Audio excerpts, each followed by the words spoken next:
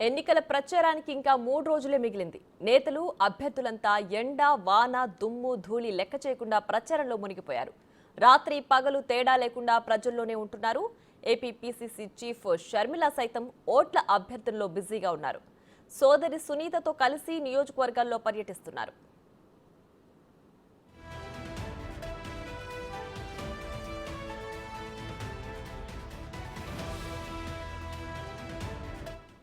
ప్రచారం ముగిసే సమయం దగ్గర పడడంతో మాటల్లో మరింత పదును పెంచారు వైఎస్ షర్మిల.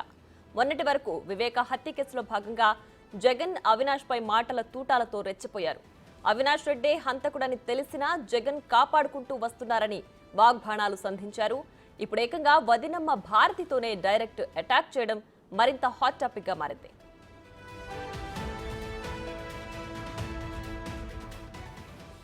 వివేక హత్య భారతి స్ట్రాటజీ ప్రకారమే జరిగిందంటూ పిడుగుల్లాంటి విమర్శలు గుప్పించారు. ఓటమి భయంతో అవినాష్ రెడ్డి ఊరు దాటేందుకు సిద్ధమయ్యారని విమర్శించారు. కడపలో వైసీపీ సింగిల్ ప్లేయర్ అంటూ జగన్ భార్య భారతి చేసిన వ్యాఖ్యలపై షర్మిల మండిపడ్డారు. వాళ్లే అధికారంలో ఉండాలి, వ్యతిరేకంగా ఉన్న వాళ్లని నరికేయాలి, ఇదేనా భారతి స్ట్రాటజీ అంటూ నిప్పులు కురిపించారు. మిగతా వాళ్లని కూడా గొడ్డలితో నరికి చంపేయండి, అప్పుడే మీరు సింగిల్ ప్లేయర్ అవుతారంటూ మాటల తూటాలతో విమర్శించారు.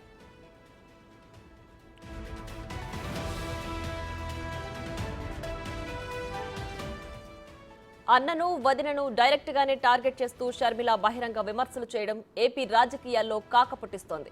ఇప్పటి వరకు ఒక లెక్క, ఇప్పుడొక లెక్క అన్నట్లు షర్మిల విమర్శలు గుప్పిస్తున్నారు.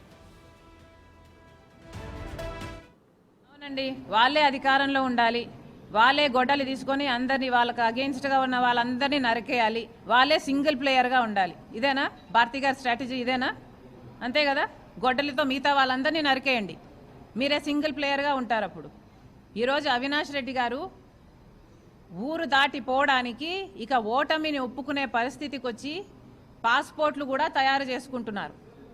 ఆయన ఊరి దాటిపోవడానికి ఎలా అయితే నేను తప్పించుకొని పోగలను, నేను ఓడిపోతే నా అరెస్ట్ ఖాయం అన్న పద్ధతిలో ఉంది వాళ్ళ పరిస్థితి. ఇప్పుడు నేను ఆంధ్ర రాష్ట్ర ప్రజలకు కాదు, కడప ప్రజలకు చెప్తున్నాను, అవినాష్ రెడ్డి గెలిస్తే నేరం గెలిచినట్టు, రాజశేఖర రెడ్డి బిడ్డ ఓడిపోతే నేరం గెలిచినట్టు. కడప ప్రజలందరూ ఆలోచన చేయాలి. మీ ఎంపీని కలవడానికి మీ జిల్లాలోనే మీకు వీలుండాలి అంటే రాజశేఖర రెడ్డి బిడ్డకు ఓటేయండి. మీ ఎంపీని కలవడానికి మీరు జైలుకి వెళ్ళాలి అంటే అవినాష్ రెడ్డికి ఓటేయండి. సాక్షాత్తు ముఖ్యమంత్రి జగన్మోహన్ రెడ్డి గారు రాజశేఖర రెడ్డి గారి కొడుకై ఉండి అధికారం వాడి అవినాష్ రెడ్డికి కాపలాగా నిలబడ్డాడు. అసలు ఎవరన్నా జగన్మోహన్ రెడ్డి? వివేకానంద రెడ్డి గారికి కొడుకులు లేరు, ఒక బిడ్డే ఉంది, న్యాయం కోసం కొట్లాడుతుంది. అలాంటప్పుడు వివేకానంద రెడ్డి గారి కొడుకుగా నిలబడాల్సిన వ్యక్తి ఎవరన్నా? జగన్మోహన్ రెడ్డి గారు కాదా? రాజశేఖర రెడ్డి గారి కొడుకు వివేకానంద రెడ్డి గారికి కొడుకు కాదా? తండ్రి తర్వాత తండ్రి వాడు కాదా వివేకానంద రెడ్డి గారు? అలాంటిది వివేకానంద రెడ్డి గారిని అంత క్రూరంగా, ఘోరంగా గొడ్డలితో 7 సార్లు నరికి చంపితే ఈ రోజు వరకు న్యాయం చేయలేదు. సిబిఐ అవినాష్ను అరెస్ట్ చేయడానికి కర్నూలు వరకు వెళ్తే 3 రోజుల పాటు జగన్ రెడ్డి పోలీసులను, మూకల్ని అంతటిని పెట్టి సిబిఐని ఉట్టి చేతులే పంపించారు. ఈ రోజు వరకు జగన్మోహన్ రెడ్డి గారు సమాధానం చెప్తున్నారన్న? వివేకానంద రెడ్డి గారిని గొడ్డలితో నరికితే ఆ మెదడు బయటకు వచ్చింది, ఆ ఎముకలు బయటకు వచ్చాయి, ఇల్లంతా రక్తమైందే. మరి అంత భయంకరంగా వివేకానంద రెడ్డి గారిని చంపితే సాక్షి ఛానల్ మాత్రం హార్ట్ అటాక్ అని ఎందుకు చెప్పిందో ఈ రోజు వరకు జగన్మోహన్ రెడ్డి గారు కానీ, సాక్షి టీవీని నడిపే భారతమ్మ కానీ సమాధానం చెప్పలేదు.